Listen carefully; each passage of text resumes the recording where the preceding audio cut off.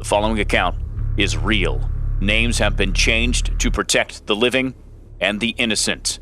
This journal contains language and content that may not be suitable for all listeners. Lindsay and I arrived to my first crime scene. I was 15 years old, summer help for my family's funeral home. We're in a black 2000 Town & Country minivan made by Chrysler. My heart is racing.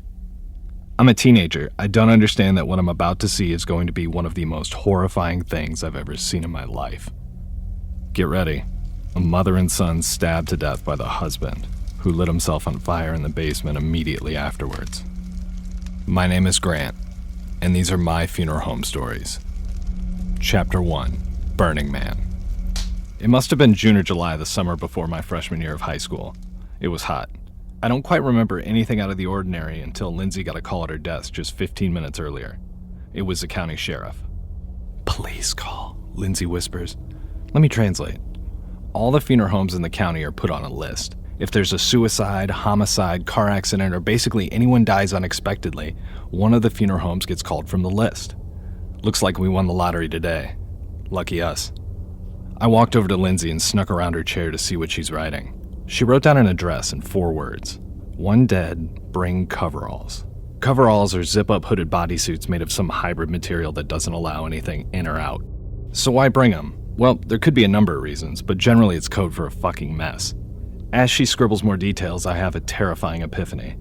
This was a police call that requires 2 people. Everyone is out to lunch. Who's gonna go? Surely not me. I've never done anything like this. I've never seen anything. Why do we need coveralls? Am I going to see something I'm not ready for? Am I going to be different after today? Was that a stupid question? Lindsay hangs up the phone. Looks like you're coming with me, she grins. It's gonna be gross. My stomach flips following her down the ramp to the garage. I don't know where she's taking me. Now, before we get moving, you might be wondering why this call requires 2 people. The weight and shape of a body on a stretcher is unmanageable for one person in a home or apartment. And generally speaking, it's kind of a faux pas to show up and expect police officers to do any heavy lifting. They've got police stuff to do. Keep in mind, terrain makes everything more difficult. Most bodies aren't found in parking lots and on sidewalks. We're driving now. Since I was 15, I was the navigator on this trip. It was pre-GPS, so we had to use a paper city map to find the small cul-de-sac on the east side of town. It must have been 90 degrees with 100% humidity. Lindsay and I pull up to a neighborhood that I recognize but I'm unfamiliar with. Our windows are down as we pull up to a street blocked off by yellow tape. An officer with a flat top and a Brown County Sheriff's uniform greeted us at the passenger window. My window. He was nice enough in delivering the finer points that the operator didn't have for us over the phone. 3 dead, 2 stabbed, 1 burnt. You know that feeling right before a roller coaster drops and you want to stop everything and get off? Well, that's what this felt like. The van pulls into the driveway. My brain cannot compute what's happening. What was I about to see? There wasn't time to think about anything more than, oh shit, I'm supposed to be professional. There are a ton of cops here. They've seen and done everything. I haven't. What if I puke? Ugh. What if I faint? Lindsay creeps forward and breaks halfway up the driveway of a nondescript vinyl-sided home with a basement. An officer manually opens the garage door from the inside and glares at us impatiently seated 15 feet away in the van. Dick, Lindsay whispers as she unbuckles her seatbelt and opens the door. I get out of the van half stuck in my seatbelt. Lindsay says, wait. She reaches into the driver's door panel and holds up 2 pair of white coveralls in plastic shrink wrap. Terrified, I smile. I was already mentally exhausted, absolutely shook. I hadn't seen anything, but my brain was already convincing me it was the worst thing I was ever going to see. What's wrong with me? Oh, you brought the new guy. Hope he's got a strong stomach, the officer says as we wheel our stretcher into the garage. You brought the coveralls too. Great. We didn't bring any extra. He closes the garage, changing the hue of the room from a vibrant summer day to something darker. Lindsay throws me one of the bags and immediately tears into hers. Putting on coveralls is a lot like putting on footy pajamas that you only need to wear on awful occasions. Your feet in first, slide your arms up next, hood up, zip the front, and you're ready to ruin your day. The officer breaks down the crime scene. Here are the bullet points. A mother and son were stabbed in the kitchen by the husband. Both were DOA at the hospital. We're here for the husband. After he stabbed his family, he took a can of gas and soaked the basement to burn down the house and cover up the evidence. What he wasn't really planning on was the water heater pilot light turning on in the middle of all of this. This ignited the gas, igniting his body. Whoops. He tried to break a window to free himself, but it was too late. And they're still looking for a knife. Got it? Cool. The door from the garage to the kitchen creaks open. Dirty yellow light is thrown into the garage. Lindsay leads me into the kitchen. I close the door behind me. Lindsay says, "Here, take a mask." I turn to take one from her when my eyes open wide as I feel myself slip. The footy of my coverall is a half-inch deep in a pool of blood. I remember where I am. My eyes quickly jump around the room. Blood, half-drank glass of orange juice on the counter, smeared bloody handprints everywhere, covering everything, and ripe bananas on the countertop. The cheap tile floor, which was peeling up in the corners around the kitchen, had two very large pools of blood near the center, about 3 feet apart. There are 2 long smears from the hallway near the family room to the kitchen. Both end at the pools. You can see handprints halfway up the wall near the cordless phone. You can see the frustration in the markings on the wall as the mother realized it was just out of reach. She was just too hurt to save her son from his father. She realized this was the place where they were going to die. They just bled out. The bodies were gone, pronounced dead at the hospital, but what the fuck happened here? It's so quiet. Everything is so still. There's a mess of footprints from paramedics on the floor near one of the pools that look like one of those 3D posters. You know, the kind where you squint real hard and see a sailboat. A camera shutter snaps from the other side of the house. We hear a voice and see a friendly face pop his head out of a doorway. "Are you guys coming or what? We're down here." I slide a little in the blood as I move forward and decide to slow down. I'm imagining what this mother and son must have experienced. What could have caused the husband to snap and rip them apart? Did he watch them die? Or was he already pouring gas to cover his tracks? What were they screaming? Is the half-empty glass of orange juice on the breakfast bar his or his son's?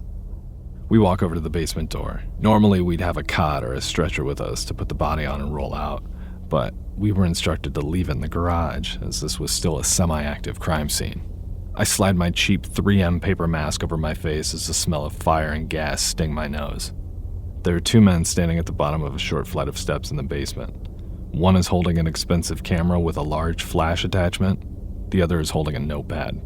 The basement's dark, but darker than you'd expect. The only light that's creeping in is from the broken window at the bottom of the steps. The walls leading down the stairs are covered in black soot. You can see the glove smudges where the firefighters brace themselves while putting out the blaze below. As we walk down the steps, a swing of a flashlight reveals a man, mid-40s, medium build, laying on his back, arms above his head, near the bottom step. I carefully step over his body onto the charred carpet.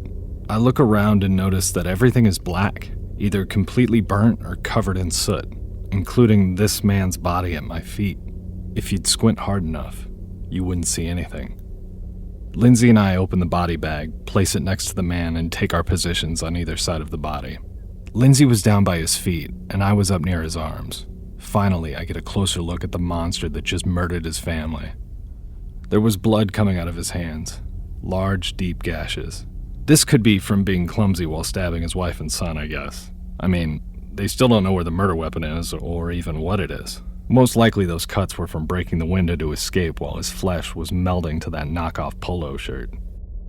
I move up his body and see the man's face for the first time. The fat from his lips had either burnt away or peeled back, revealing an impeccably white smile. Those are definitely the nicest teeth I've ever seen on a dead guy. My eyes met his. They're wide open and filled with terror. Once I looked into his eyes, it was impossible to look away. A chill shoots down my spine when I remember the pools of blood upstairs. Lindsay breaks the silence and says, "All right, grab the arms, let's do this."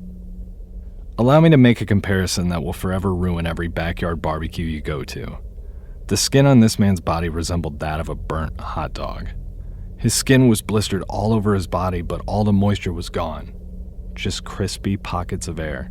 Since the man's arms are above his head, I'm forced to make eye contact again as I lean down and reach for them. I grab around the meatier side of the right elbow and squeeze with my fingers and palms. As I do, the top layer of burnt skin slips off his body. Imagine a snake molting. Then imagine it's your arm. My hand is covered in a clay made of ash, blood, and skin. Fuck. I swallow extra hard but don't gag. The other arm follows suit, but this time I'm used to it. I'm curious now. I squeeze a little harder. Nothing happens. We slide his body into the body bag, and I immediately see something bright and shiny on the black carpet where the man's body once was. It was a knife. Your run-of-the-mill Costco chef's knife, pristine and preserved under the man's body. He must have put it in his pocket after he killed his family? Is that what people do? Put the knife in their back pocket? Really? I seem to be the only one that sees the knife, so I do what any 15-year-old kid would do. I pick it up and say, "Hey, I found the knife." I thought I would have been applauded for my help in the investigative efforts, but it turns out you don't want to move a murder weapon on an active crime scene. So I got yelled at a little bit, but nothing bothered me in that moment because all I could see was the look on that man's face. It told me everything I needed to know. This man had just murdered his family in their home, surrounded by memories. At what moment did he realize he was going to burn to death? Was it the sound of the gas igniting? What was he screaming? How much of his body did he feel burning before he died? All of it, hopefully.